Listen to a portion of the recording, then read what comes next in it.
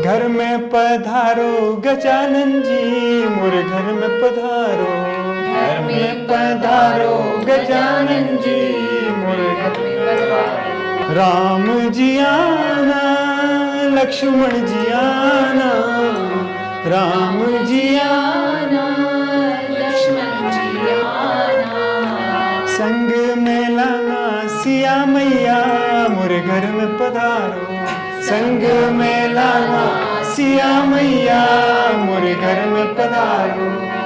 अभी आपने देखा होगा कि जब भी कभी क्लास होती है, जब कभी सांस्कृतिक कार्यक्रम का नाम लिया जाए या कभी कीर्तन भजन हो रहा हो, तो आपने देखा होगा कि अक्सर कुछ बच्चे, पढ़े लिखे बच्चे, वो उसमें इतना रुचि नहीं लेते हैं। कारण यही है कि हम बड़ों ने उन बच्चों को अपनी संस्कृति के बारे में कुछ नहीं बताया।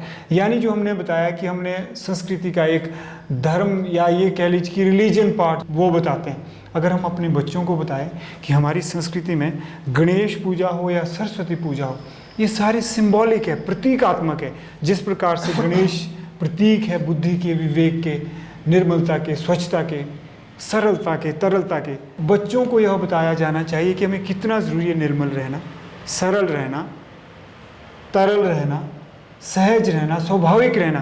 तो अगर हम श्री गणेश की पूजा करते हैं, यानी श्री गणेश के प्रति, उन मूल्यों के प्रति, गुणों के प्रति अपनी निष्ठा व्यक्त करते हैं, तो कहीं ना कहीं वो गुण, वो मूल्य हमें स्वतः ही आने शुरू हो जाते हैं। इसीलिए इसका यही महत्व है। गजाननम भूत गणादि सेवितम कपत्थ जम्बू फलचार वक्षणम उमासुतम शोक विनाशकारकम नमामि विघ्नेश्वर पाद पंकजम। यानी जो विघ्न हरता है और शुभ करता है। तो आप देख लीजिए, कोई भी कार्य जब होता है, उसकी सफलता, उसकी सिद्धि इस बात पर निर्भर करती है कि हमारे पास विवेक क्या है, हमने वो कार्य कितने विवेकपूर्ण ढंग से किया है, बुद्धि कितनी है, हमें अक्ल कितनी है। तो कोई भी कार्य करें तो श्री गणेश से शुरू करें, बजाय इसके कि श्री गणेश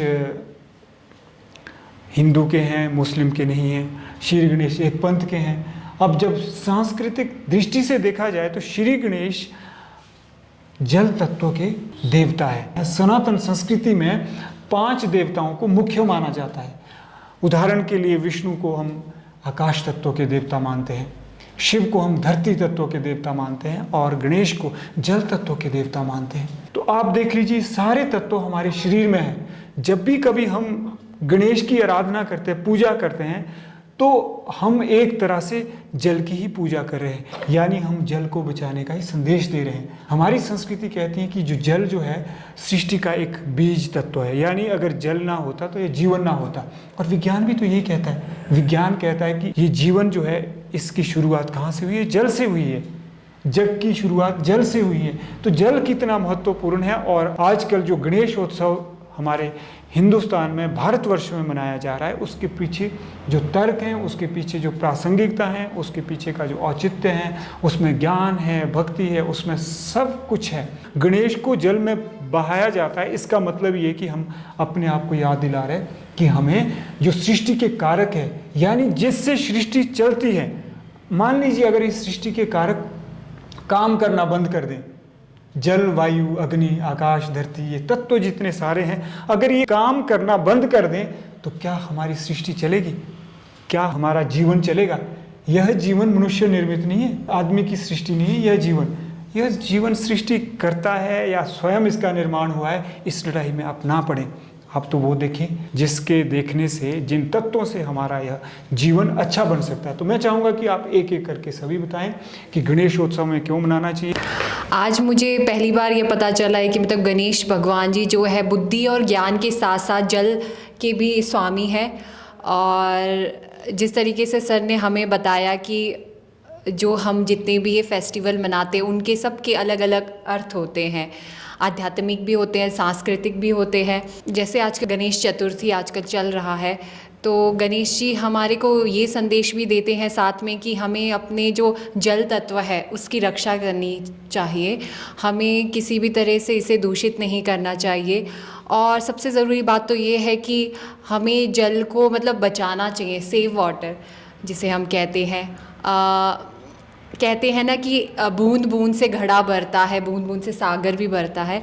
तो मुझे लगता है कि हमें जल की जो एक बूंद है उसकी उतनी ही वैल्यू होनी चाहिए जितनी एक बाल्टी या एक हम समुंदर के जल की वैल्यू करते हैं, क्योंकि हम सब जानते हैं जैसे एक एक बूंद से एक समुंदर बनते हैं। अगर हम ईश्वर में विश्वास नहीं भी करते हो, मुझे लगता है अगर हमने जल को हमने व्यर्थ गंवाने से बचाया, जल को हमने दूषित नहीं किया, तो मुझे लगता है कि वो चीज़ कनेक्ट कर रही है गणेश जी से भी। अंत में मैं बस यही कहना चाहूँगी, अगर हमने जल का सम्मान किया तो वो एक दूसरी तरफ से वो एक ईश्वर का भी एक सम्मान होगा। Thank you.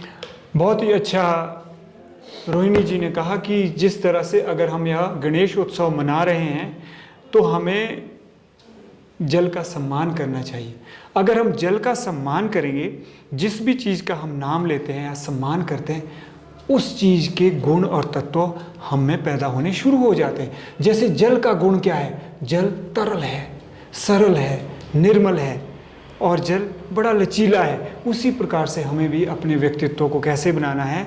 बड़ा निर्मल बनाना है, तरल बनाना है, सरल बनाना है, सहज बनाना है। और जब हम इस तरह से अपने व्यक्तित्व का निर्माण करेंगे तो क्यों नहीं हर मनुष्य देवत्व की ओर जाएगा, ब्रह्मत्व की ओर जाएगा। क्यों नहीं मैं कह सकता अहम ब्रह्मास्मि तत्त्वमसि। क्यों नहीं जो हमारी सांस्कृति पहचान है, क्यों नहीं वो विश्व में आगे जाएगी। क्यों नहीं जो हमारी संस्कृति में वैश्विक तत्व है, हमारी संस्कृति में जितने भी यूनिवर्सल एलिमेंट्स हैं, जो यूनिवर्सल अपील है, क्यों नहीं आगे जाएगी। क्यों हमें विश्व इस नज़रिए से देखे कि हम तो सांप्रदायिक ध्रुवीकरण वाले लोग हैं, हम तो सांप्रदायिक तौर पर लड़ते रहते हैं। जो हमारे सांस्कृतिक पर्वों का रिलीजियस रेलेवेंस है वही स्पिरिचुअल रेलेवेंस भी है। यानी जो हमारे तथाकथित, जिसको हम धर्म बोलते हैं, जो सांप्रदायिक होता है, यानी जो सांप्रदायिक महत्व है वही आध्यात्मिक महत्व भी है। तो आज के समय की मांग है कि हम विश्व को बताएं कि हमारी संस्कृति सिर्फ संप्रदाय की संस्कृति नहीं है बल्कि सनातन संस्कृति है। इसमें वैश्विक तत्व हैं। हमारी संस्कृति विश्व संस्कृति की सच्ची प्रतिनिधि है, यानी हमारी सनातन संस्कृति की जिसकी हम बात करें। तो आइए आपसे जानते हैं कि आप इसके बारे में क्या कहते हैं निशांत जी। मेरे हिसाब से सर जो गणेश भगवान है वो प्रथम पूजनीय अपने गुणों के कारण बनते हैं। हमने मतलब हमेशा देखा है कि जब भी किसी कार्य का शुभारंभ होता है तो गणेश भगवान जी को याद किया जाता है, क्योंकि माना जाता है कि वो निर्विघ्न कर देते हैं, किसी भी कार्य को कोई विघ्न नहीं आने देते हैं। और ये सब इसलिए है क्योंकि जिन गुणों के हम उन्हें रिप्रेजेंटेटिव मानते हैं वो सारे गुण ज़रूरी है किसी भी कार्य को पूरा करने के लिए। जैसे दृढ़ता, दृढ़ निश्चय, और जो आप संकल्प ले वो थोड़े समय के लिए ना हो बल्कि जब तक आप पूरा काम अपना ख़त्म ना कर ले तब तक आप उस संकल्प पर टिके रहें। और इसके अलावा भी सर गणेश भगवान जी बुद्धिमत्ता के, सरलता के और कई ऐसे गुण हैं जो बहुत आवश्यक है किसी भी कार्य को सफल रूप से पूरा करने के लिए। तो इसीलिए बहुत ज़रूरी है सर कि हम इसे एक किसी रिलीजन के साथ ना बांधकर इसे देखें कि इसके पीछे महत्व क्या है और क्यों हमें गणेश भगवान को याद करके किसी भी कार्य का आरंभ करना चाहिए। ये हमें एक हिसाब से याद भी दिलाता है कि बहुत ही अच्छा कहा। In nutshell I want to say that if you pray to Ganesha, Lord Ganesha, before doing anything, that will dispel the fear of failure from your path. Because whenever we do something, what comes in the way of doing it is failure and obstacles. तो ये जो देवता है, he is the obstacle dispeller, यानी विघ्न हरता। जैसा आप सभी को पता है कि अभी जो गणेश उत्सव का जो एक पर्व है वो चला हुआ है। तो हम जो हमारे जितने भी पर्व होते हैं हम उसके बैकग्राउंड के बारे में ना जानकर हम बस उसे मनाते हैं और उसे एक धर्म से जोड़ देते हैं, जबकि ये बिल्कुल भी नहीं होना चाहिए। जितने भी भारतीय संस्कृति के त्यौहार है वो सिर्फ एक धर्म के नहीं है, वो मानवता के पर्व है। जैसा कि आप सभी ने देखा, आज हमने अपना सांस्कृतिक कार्यक्रम गणेश उत्सव को समर्पित किया। आशा करते हैं कि आप सभी को ये कार्यक्रम अच्छा लगा और मैं ये आशा करती हूँ कि आप सभी भी अपने जितने भी काम है गणेश वंदना से शुरू करें। धन्यवाद। घर में पधारो गजानन जी, मोरे घर में पधारो। घर में पधारो गजानन जी, मोरे घर में पधारो।